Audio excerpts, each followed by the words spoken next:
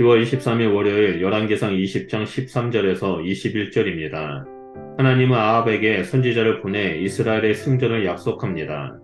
베나닷은 아합이 전쟁이 끝나고 자랑하라고 훈수를 두자 이에 분개하며 사마리아를 향해 공격 준비를 명했습니다.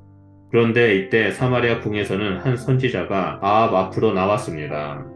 13절 원문 성경에는 보라라는 감탄사가 문장 맨 앞에 나와 선지자의 등장이 뜻밖의 이름을 알립니다. 당시 여호와의 선지자들이 이세벨에게 죽임을 당했고 엘리야는 혼자만 남았다고 외로워하고 두려워했습니다. 하지만 하나님은 엘리야 외에도 다른 선지자들을 보호하고 계셨습니다. 선지자는 여호와의 말씀으로 이스라엘의 승리를 아합에게 전합니다. 이때 사마리아를 향해 진영을 갖춘 아랍 군대는 큰 무리였습니다. 하나님이 이 큰 군대를 아합의 손에 넘기겠다라고 약속하십니다. 아합은 하나님의 승전 예고에 어리둥절하며 대체 누구를 통해 승리를 주실 것인지 물어봅니다. 하나님은 각 지방 고관의 청년들이 주축을 이룰 것이라고 답하십니다. 이에 아합은 누가 싸움을 시작할지 물었습니다. 하나님은 이스라엘이 선제 공격을 하라고 지시합니다. 이와 같이 오늘 하나님이 아합처럼 우상 숭배하고 악을 행하는 자에게 승리를 약속하신 것은 참으로 놀랐습니다. 이 일에는 이스라엘에 대한 그의 언약적 사랑과 긍휼이 깃들어 있습니다. 하나님이 승전의 기적을 행하시는 목적은 가뭄이나 갈멜산 사건과 마찬가지로 그가 여호와인 것을 아합과 이스라엘이 깨닫도록 하는 데 있습니다. 그들이 하나님께 돌아오기를 바라시기 때문입니다. 하나님이 이스라엘의 적은 수를 이용하여 큰 무리의 아람을 이기게 하실 예정입니다. 아합은 하나님이 알려주신 대로 각 지방의 고관 청년들 232명을 소집했습니다. 이들 외에 이스라엘의 모든 자손 7,000명의 용사를 소집했습니다. 적군의 수에 비해 턱없이 작은 이스라엘 군의 규모는 하나님의 전쟁을 승리로 이끄는데 병사의 수나 말과 병거의 수가 문제되지 않음을 함축합니다. 이스라엘 군대는 하나님의 말씀에 순종하여 아람에게 큰 승리를 거둡니다.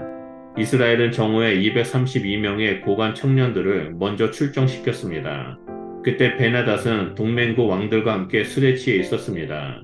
베나닷은 이스라엘의 움직임을 보고받고 군사들을 보내 무슨 일인지 알아보게 합니다. 그들은 사마리아 성에서 사람들이 나와 아람 진영을 향해 오고 있다라고 보고합니다. 그들이 본 자들은 선두에서 진격하는 232명의 청년 무리였습니다. 베나닷은 이스라엘 평화를 위해 나오더라도 사로잡고 전쟁을 위해 나오더라도 산채로 사로잡으라고 명합니다. 한편 이스라엘 군대는 각 지방 고관 청년들이 선두에 섰고 나머지 7,000명의 병사가 뒤따라 나왔습니다. 청년들과 나머지 이스라엘 용사는 1대1로 적군을 맞닥뜨려 그들을 무찔렀습니다. 아람 병사들은 전세가 기우는 것을 인지하고 도망칩니다. 이스라엘은 그들의 뒤를 추격하였고 베나닷도 말을 타고 마병과 함께 피했습니다. 그는 사마리아를 초토화할 것이며 그렇게 하지 않으면 자기의 신들에게 어떤 벌이라도 받겠다라고 떠벌렸지만 그의 위품은 결국 허풍이 되었습니다. 1절에서 아람 왕으로 불리며 등장한 베나닷은 20절에서도 아람 왕으로 불리며 퇴장합니다. 등장 때에는 동맹의 왕 대표로서 큰 군대를 거느리며 사마리아를 공격하러 온 용맹한 왕이었다면 퇴장 때에는 전장에서 술에 취해 자제력과 판단력을 잃은 왕 오판으로 아람의 많은 병사를 죽게 하고 도망치는 왕의 모습입니다. 이스라엘의 대승을 거둠으로써 승리를 약속하고 예고하신 여호와의 말씀이 성취되었습니다. 여호와의 말씀은 사마리아 전투 전체의 구조상으로 단락 중간쯤에 나와 베나닷과 아합의 상황을 반전시키는 전환점이 되었습니다. 하나님이 오늘 이스라엘에게 허락한 승전은 이스라엘 군대보다 10배 이상 많은 군대를 상대하여 얻은 승리였습니다.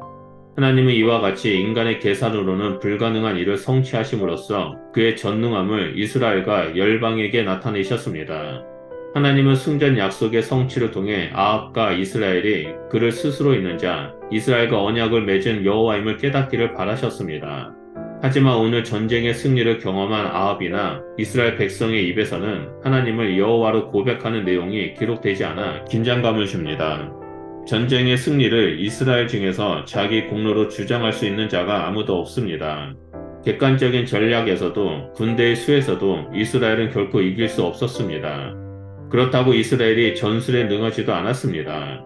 전쟁의 승리는 오직 하나님의 말씀에 순종하여 나아갔기 때문입니다. 이를 통해 말씀이 전쟁을 이기고 하나님의 언약이 이겼음을 증명되었습니다. 하나님은 껍데기 신인 아람 신을 내쫓았습니다. 오늘 우리에게도 참 승리의 비결은 하나님이 싸우시게 하는 것입니다. 우리는 하나님의 싸움을 대리하며 하나님의 뜻이 이루어지게 하는 것입니다.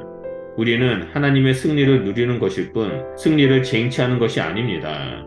지금 이 순간에도 하나님은 우리를 위해서 싸우시고 우리가 승리를 누리도록 이끌고 계십니다. 우리는 오직 하나님의 등을 보고 하나님께서 나아가시는 길을 순종하며 따라가기만 하면 됩니다. 그러므로 오늘도 어떤 상황 속에 있든지 하나님의 뜻을 구하며 하나님과 함께 승리의 길을 걸어가시는 주의 백성이 되시기를 축복합니다. 기도하겠습니다. 하나님 감사합니다. 우리와 늘 함께 하시고 우리를 승리의 길로 인도해 주셔서 감사드립니다.